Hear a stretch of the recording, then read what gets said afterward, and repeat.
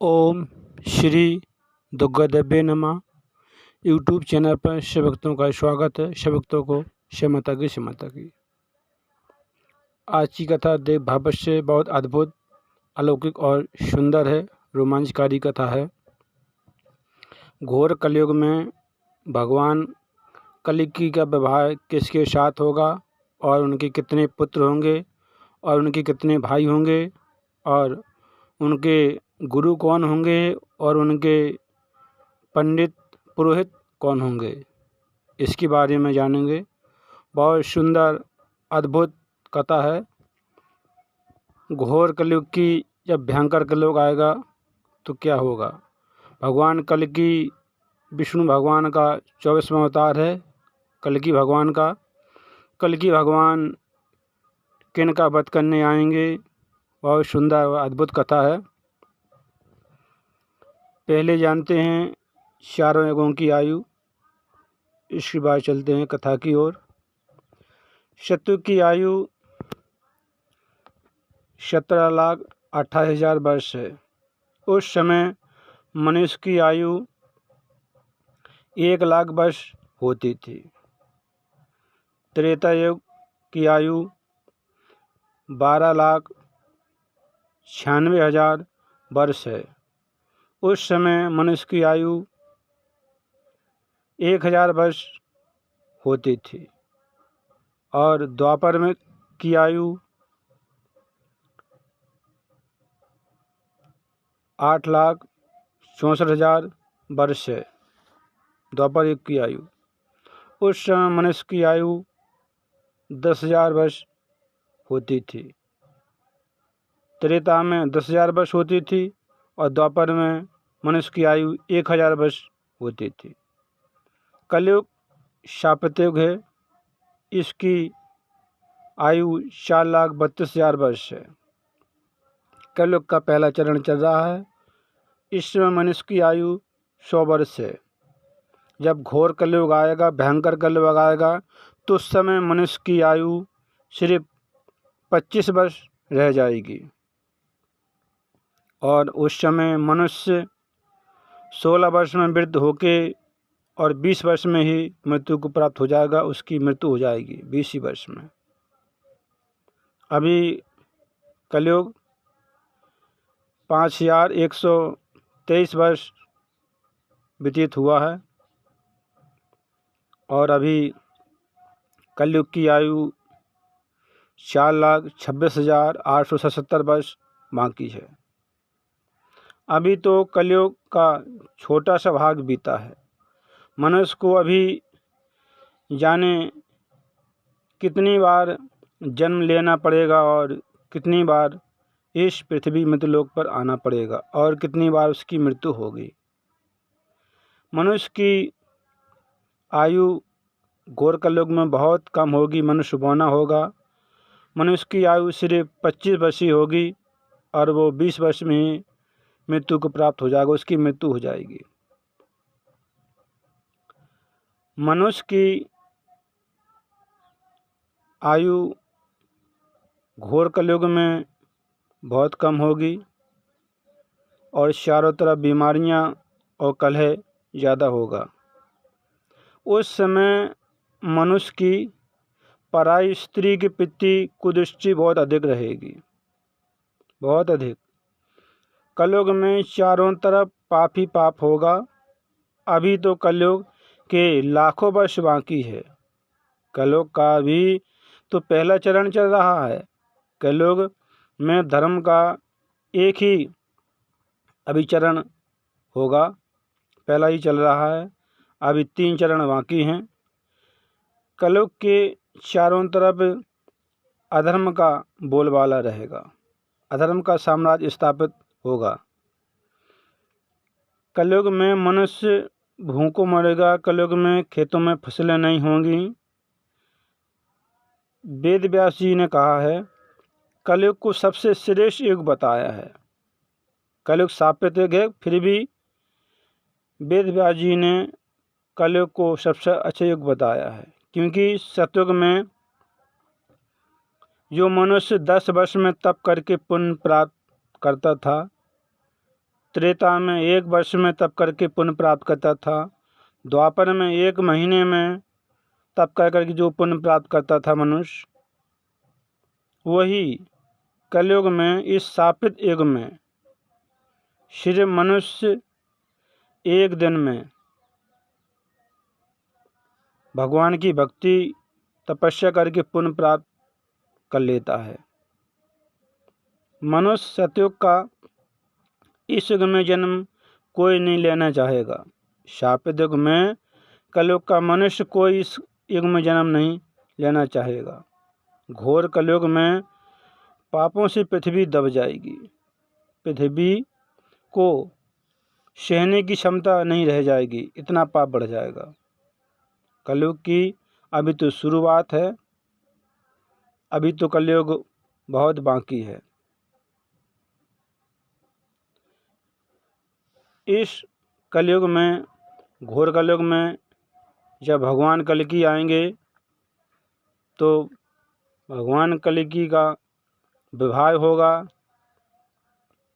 और उनकी संतान होंगी और उनके भाई मिलकर धर्म की स्थापना करेंगे। फिर आगे चल के सतयुग आएगा। उस समय जब घोर कलयुग आएगा तो नदियों का सब लुप्त हो जाएंगी। नदियाँ इस पृथ्वी मृतलोक में नहीं रहेंगी, सब अदृश्य हो जाएंगी, सब चली जाएंगी स्वर्गलोक को, वैकुंठ लोक को। और नदियों के साथ भी जो तीर्थ हैं वो भी चले जाएंगे। शालीग्राम, शिव शक्ति, जगन्नाथ, सब ये तीर्थ हैं, सब चले जाएंगे। इस मृतलोक पे सब छोड़कर नहीं रहेंगे। सभी के साथ साधु, प्राण, संग, श्राद्ध, तर्पण और वेदोकर्म, मृत्युलोक से सब कुछ चले जाएंगे। देवताओं की पूजा नहीं होगी। मनुष्य हमेशा अशुद्ध रहेगा। शौच क्रिया करके मनुष्य अशुद्ध ही रहेगा, नहाएगा नहीं, ना ही पूजा करेगा। तुलसी के पौधा सूख जाएगा। भगवान की पूजा बगैर तुलसी के पत्ते की ही होगी। उस समय शास्त्र को अध्ययन नहीं करेगा, वेदों का कोई अध्ययन नहीं करेगा। संत और सत्य, धर्म, सब कुछ इस मृतलोक से चला जाएगा। ग्राम देवता, वेद, तप, व्रत, उपवास, सब कुछ चला जाएगा। उस समय पृथ्वी पर चारों तरफ अत्याचारी, दुष्ट, अधर्मी, पापियों का बोलबाला रहेगा। सभी मिथ्या, झूठ, कपट बोलेंगे, आचरण करेंगे और जाति का कोई भेदभाव नहीं रहेगा। स्त्री पुरुष का भेद रहेगा खाली, बस जाति भेद समाप्ति हो जाएगा। स्त्री पुरुष का विवाह होगा लेकिन उसमें कोई मान्यता नहीं रहेगी। स्त्री कुछ समय बाद दूसरे पुरुष के साथ विवाह कर लेगी। स्त्री का उस समय अधिकार चलेगा। स्त्री घर की मालकिन रहेगी। स्त्री का ही उस समय बोलबाला रहेगा। भाई भाई अपरिचित रहेंगे, कोई किसी को नहीं पहचानेगा। या पिता की मृत्यु हो जाएगी तो ना ही उसकी त्रयोदशी होगी, ना पिंडदान, श्राद्ध, कुछ नहीं होगा उस समय। मनुष्य कोई किसी का नहीं है, मनुष्य अकेला ही आता है, अकेला ही आता है। उस घोर कलयुग में पता चलेगा कि कोई किसी का नहीं, सब अपना अपना पेट पालेंगे, अपना अपना देखेंगे। उस समय कोई किसी का नहीं देखेगा। उस समय मालूम चलेगा घोर कलयुग में कोई किसी का नहीं है, सब स्वार्थ पे ही चलेगा। कोई किसी का नहीं देखेगा, अपना ही पेट भरेगा। उस समय ना तो कहीं खेतों में फसलें होंगी, चारों तरफ बंजर ही बंजर ज़मीन दिखाई देगी। वर्षा नहीं होगी, वर्षा का अभाव रहेगा। तो नदियों में जो रेत है, तालाबों में, उसमें कुछ थोड़ी बहुत फसलें उगाई जाएंगी। उसमें फल फूल खा के ही मनुष्य जीवन यापन करेगा। उस समय मनुष्य चारों तरफ बीमारियों से घिरा रहेगा। कलह होगा, उस समय लड़ाई झगड़ा, चोरी और बहुत उपद्रव होगा। उस समय मनुष्य अल्पायु होगा, रोगग्रस्त होकर बहुत कम आयु में मर जाएगा। मनुष्य की जवानी सिर्फ 8 वर्ष होगी। रोगग्रस्त रह के उसकी जवानी क्षीण हो जाएगी और 16 वर्ष की आयु में ही उसकी मृत्यु हो जाएगी। उस समय भयंकर कलयुग में मनुष्य बहुत दुखी रहेगा। उस समय लाखों करोड़ों में कोई ही एक आध पुण्यवान मिलेगा, इन सब अधर्मी दुष्ट पापी हो जाएंगे। कोई भक्ति नहीं करेगा। कुछ साधु महात्मा रहेंगे करोड़ों में, वो भी दुष्ट आचरण करने वाले होंगे। बहुत कम भक्त मिलेंगे उस समय। कलयुग में लोग कन्या को बेचकर ही अपना जीवन यापन करेंगे और उस समय चारों तरफ स्त्री पुरुषों में समागम भोग विलास संयोग की अवस्था ज़्यादा रहेगी। घर घर में स्त्रियों पुरुषों का गमन रहेगा, समागम चलेगा, संभोग करेंगे। उस भयंकर कलयुग में मनुष्य बहुत दुखी रहेगा। उस घोर कलयुग को देखने से मनुष्य का हृदय कांप जाएगा। स्त्रियों के संबंध में कोई रुचि नहीं रहेगी कि तुम हमारे पति हो, और वृक्ष हाथ हाथ भर के रह जाएंगे, उसकी ऊंचाई बहुत कम रहेगी। 5 फुट से ज़्यादा कोई वृक्ष नहीं रहेगा। जब उस समय विष्णुयश नामक ब्राह्मण के यहाँ भगवान कल्कि अवतरित होंगे और कल्कि भगवान एक विशाल तलवार लेके सफ़ेद घोड़े पर बैठ के आएंगे, चमचमाती हुई तलवार। उस समय भगवान का कल्कि का विवाह वैष्णो देवी से होगा और उनके गुरु परशुराम होंगे और जो उनके पुरोहित हैं वो एक बाल्क जी होंगे। उनके 3 भाई और होंगे कल्कि भगवान के, उनका नाम सुमंत, राज्ञी और रवि होगा।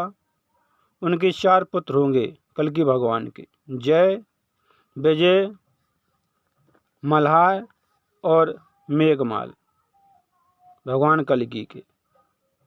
और भगवान कल्कि दुष्टों, पापी और अधर्मियों का, मलेच्छों का संहार करेंगे, उनका विनाश करेंगे।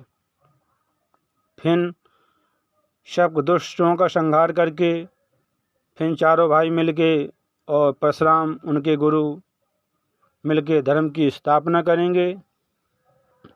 इसके बाद कलयुग की समाप्ति हो गई। उस समय वर्षा होगी कई दिनों तक और ये पृथ्वी जल में डूब जाएगी। इसके बाद एक साथ 7 सूरज, 12 सूरज उगेंगे और फिर पृथ्वी का जल सोख लेंगे और फिर उस समय सतयुग की स्थापना होगी और कलयुग समाप्त हो जाएगा। और फिर चारों तरफ धर्म की स्थापना होगी। घर घर में स्त्रियां पतिव्रता होगी, धर्मनिष्ठ होंगी और क्षत्रिय लोग राजा होंगे। उस समय चारों तरफ सतयुग में लेश मात्र भी अधर्मी नहीं रहेंगे। उस समय सतयुग में धर्मराज पूर्ण रूप से अपने पूर्ण स्वरूप में स्थापित होंगे और त्रेता युग में धर्मराज 3 पैर से रहते हैं, द्वापर में 2 पैर से और कलयुग में 1 पैर से। और जब घोर कलयुग आएगा तो धर्म का लुप्त हो जाएगा, धर्म लोप हो जाएंगे, धर्म कहीं भी दिखाई नहीं देगा। मनुष्य सब अधर्मी दुष्ट पापी हो जाएंगे और कल्कि भगवान उन्हीं का, मलेच्छों का, अधर्मी पापी दुष्टों का संहार करने के लिए उनका कल्कि अवतार लेंगे और फिर धर्म की स्थापना करके कलयुग समाप्त होगा।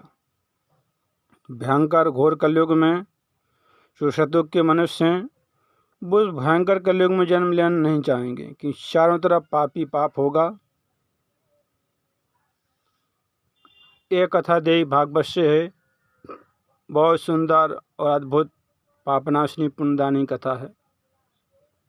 भयंकर घोर कलयुग बहुत ही खतरनाक भयंकर रहेगा। उस समय मनुष्य को चारों तरफ दुखी दुख होगा। उस समय कोई किसी का नहीं रहेगा, सब अपना अपना पेट पालेंगे, अपना अपना जीवन यापन करेंगे। तभी तो कहते कोई किसी का नहीं है, सब स्वार्थी हैं। मनुष्य को अकेला ही आना है, अकेला ही जाना है। घोर कलयुग में ये सब बातें मालूम चलेंगी। जो लिखा है कोई किसी का नहीं है, सब स्वार्थी हैं, मनुष्य अकेला ही आता है, अकेला ही जाता है। जो मनुष्य ने पाप पर किया है उसको स्वयं भोगना पड़ता है। पाप की अग्नि में स्वयं जलना पड़ता है। कोई तुम्हारा सगा संबंधी साथ नहीं देता है। जो तुमने किया उसको स्वयं तुमको ही भोगना पड़ता है। इसीलिए तो कहते हैं को न काऊ को सुख दुख करदाता, निज कृत कर्म भोग सक भ्राता। जो तुमने किया है तुमको स्वयं भोगना पड़ेगा। कोई तुम्हारा साथ नहीं देगा, ना ही तुम्हारा कोई पाप कर्म भोगेगा। कथा बहुत ही सुंदर है। कथा को सुनते रहें, काम करते रहें, ओम मैया का नाम जपते रहें। सब भक्तों को ईशा माता की, ईशा माता की, ईशा माता की।